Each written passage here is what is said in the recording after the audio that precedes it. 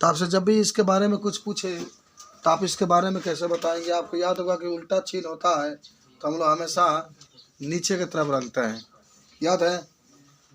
उल्टा चिन्ह होता है तो किसके तरफ रखते हैं। तो पहले तो रंगने वाली बात ही होगी। जैसे अगर मान सही आएगा तब नीचे की तरफ रखते हैं। सुन लो, जैसे इसमें क्या होता है ना, एक बात बता देते हैं कि जब भी बात आपका कहेगा तो आप उसको कैसे बताएंगे, कैसे उसको हल करने का पूरा प्रयास करेंगे। तो 12.1 में देखो,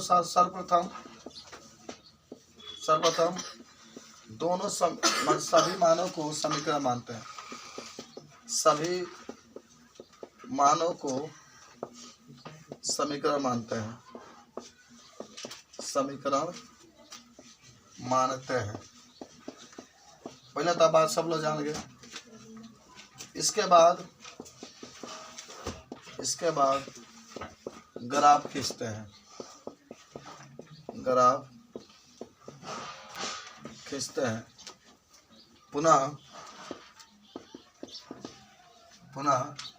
रंगते हैं और प्रतिच्छेद बिंदु निकालते हैं।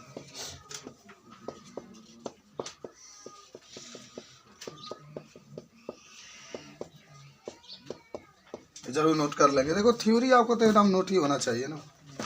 उसके बाद से हम लोग रंगते हैं। और रंगते कैसे हैं ये भी आपको जानकारी होनी चाहिए। रंगते कैसे ये भी जानकारी होनी चाहिए आपको।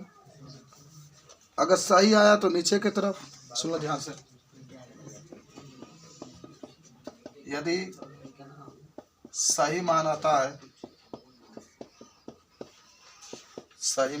है तो नीचे की तरफ रंगते हैं।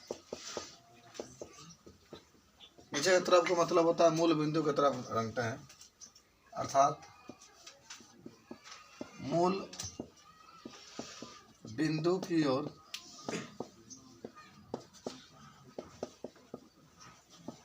रंगते हैं।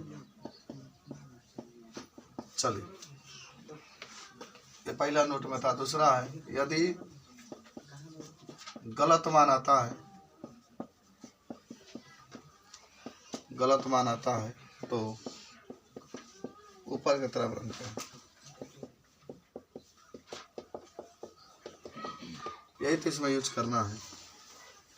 अच्छा, एक और चीज यहाँ पर बता देते हैं छोटा सा बात में, कि यहाँ पर अधिकतम या न्यूनतम मान जब भी पूछता है तो निकालते हैं। 2 खाना इसमें बनाते हैं। एक में हमेशा क्या लिखते हैं, कौन बिंदु लिखते हैं, याद है कुछ आपको? कोणीय बिंदु लिखते हैं। देखिए आज आपका दिन है मैथमेटिक्स का। मेरी पूरी प्रयास है कि आपका पेपर जो भी यहाँ जेड का मान दिया होगा उसमें देखते हैं, पेपर आपका खूब अच्छा हो। बहुत मेहनत हम लोग किए हैं। ये नियम है। एक सवाल आपको लगा कर पूरी बता रहे हैं कि अगर आपसे कोई पूछे तो आप इस प्रकार के क्वेश्चन को कैसे लगाएंगे। ठीक है, बायोलॉजी पेपर भी सही होगा, छोड़िएगा मत क्वेश्चन।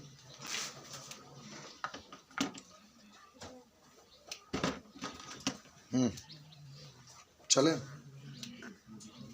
ये क्वेश्चन हम लोग सॉल्व करते हैं।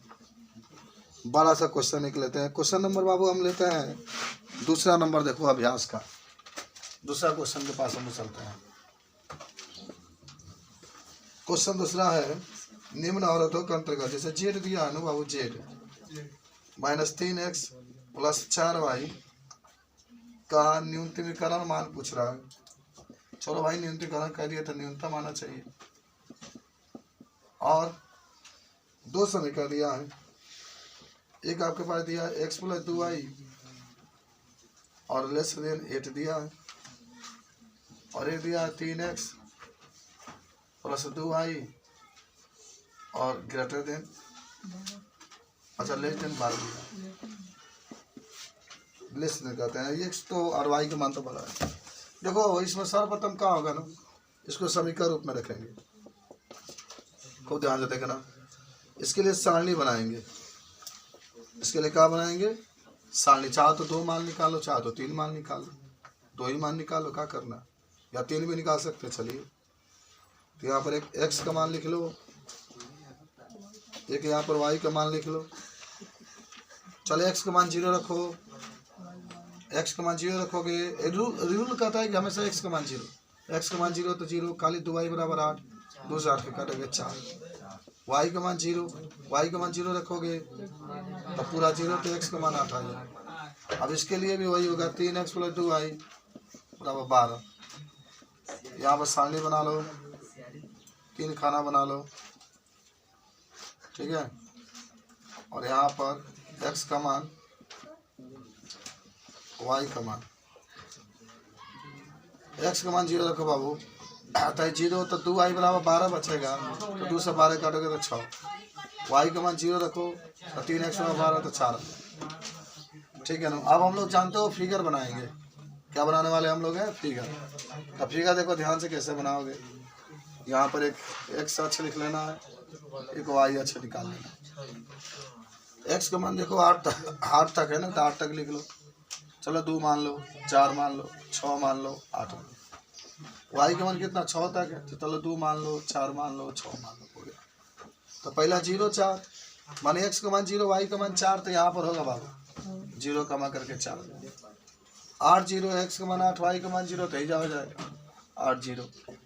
और इसके लिए आप ऐसे रेखा खींचेंगे, चाहे तो इसके लिए समीकरण भी लिख देंगे, जो दिया है ये वाला हिस्सा देंगे, x + 2y > 8, ठीक है। अब कर दिया इसके लिए 0 और 6, यानी x का मान 0, y का मान 6, तो यहाँ पर लिख लो 0 कमा करके 6, 4 और 0, तो 4 और 0 यहाँ पर होगा, तो 4 कमा करके 0 लिख लो, इसको लिया करके मैच करा दो। चलो अब कलर की बात होगी बाबू, कलर एकदम सीधा 0 0 रख के देखते हैं, तो यहाँ भी 0 रख लो, यहाँ भी तो 0 ही हो जाएगा ना, 0 से 2 में करोगे 0, > 8, और एकदम सही आ रहा है, एकदम सही आ रहा है। इसका मान देखो 8 से कम आ रहा है, जब 8 से कम होगा तो नीचे की तरफ रंगेंगे ना, मेरे माने नीचे की तरफ इसको नहीं रंगेंगे, और ये भी तो नीचे ही की तरफ होगा, दोनों नीचे ही की तरफ। तो सुनो ध्यान से, इसको हम रंगेंगे नीचे की तरफ, इस तरीके से रंग दिए हम लोग, बोलो रंग दिए, इसको रंग रहे बड़ा वाला को, ये वाला हिस्सा इसको रंग दिए, और इसको भी किस में रंगना है, नीचे की तरफ रंगने वाला कौन, ये वाला हिस्सा, ये वाला इधर रंगना है। तो दोनों जहाँ मैच किया वो वैनिष्ट बिंदु हुआ, दोनों जहाँ मैच किया हुआ। अच्छा यहाँ पर कौन वैनिष्ट बिंदु का मालूम है, और दोनों को हल कर देंगे। चलो घटा दो ना, देखो यहाँ भी देखो, इसको समीकरण नंबर 1 मान लो, इसको समीकरण नंबर 2, और 1 में से 2 घटा दो, 1 में से 2 घटा दोगे तो 2y से 2y कट जाएगा, केवल आपका देखो 4 2 में से घटा दो, y से y, 3x में से x घटेगा तो 2x, और 12 में 7 घट जाएगा तो 4, और 2 से 2 कट गया तो यहाँ पर 2 आ गया, और यहाँ 2 रख दो, तो 2 8 में 2 जाएगा 6, 2 से काटोगे 3, तो 2 और 3 आ गया, यहाँ 2 और कितना आ गया 3 आ गया, तो यहाँ जो खाली छोड़े तो 2 और 3 भर दो, ठीक। अब कोणीय बिंदु यही होगा बाबू, ये 4 कोणीय, 0 0 छोड़ दो, कोणीय बिंदु आपका इतना हुआ। तो अब यहाँ पर जो आपने लिखा था उसको लिख लेना है, ठीक है। एक आपको क्या लिखना है, कोणीय बिंदु, कोणीय बिंदु, और एक आप z बराबर लिखेंगे, z बराबर कितना दिया है, z का मान ये दिया है -3x + का 4y। चलो कौन का बिंदु लगे कि ये चूज करना है, 0 कमा करके 4, और एक आपका 2 कमा करके 3, और एक आपका 4 कमा करके 0 रखो, सब x y का, x y का, x y का। तो x का मान 0 तो 0, y का मान 4 × 16 तक तो 16 आ गया, y कितना होगा -6, 4 × 12 6 आ जाएगा, -4 × 12 0, तो -12। तो न्यूनतीकरण का आता है, सबसे छोटा मान का हो जाएगा न्यूनतीकरण, -12 हो जाएगा। अगर अधिकतम कहता तो आप 16 लिखिए। तो एक नोट कर लीजिए सवाल को, एक नोट करिए, तो तीसरा आप लगाइए, लिखाई लो।